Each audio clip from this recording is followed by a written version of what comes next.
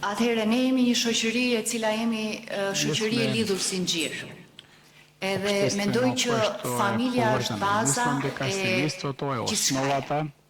Edhe është qeliza, le të themi, ku rriten këta fëmijë. Pastaj kjo familje ne I beson ne fëmijët.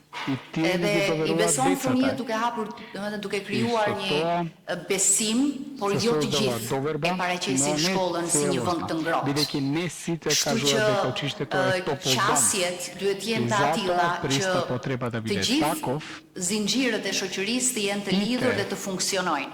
Një prej këtyre zinxhirëve që do të thotë familja, shkolla, arsimtari, pedagogu, psikologu nuk funksionon si duhet, atëherë këtu pastaj na shembet I gjithë ai puzzle që u munduam për ta ndërtuar e për t'i vënë ato pjesët në vend, nuk na mungojnë pjesët edhe nuk duket se nuk është këndshëm pamja. Kështu që mendoj që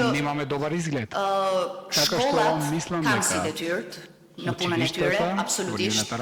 Shkolla duhet jetë një ambient I sigurt për fëmijët, një ambient I cili ofron dashuri, ngrohtësi, por e keni vënë re ne të paktën unë dhe Deana mendoj që të ndajmë të njëjtin mendim që nga klasa e parë deri në të pestën, ata janë shumë të pafajshëm. Ata janë shumë, domethënë janë të pastër.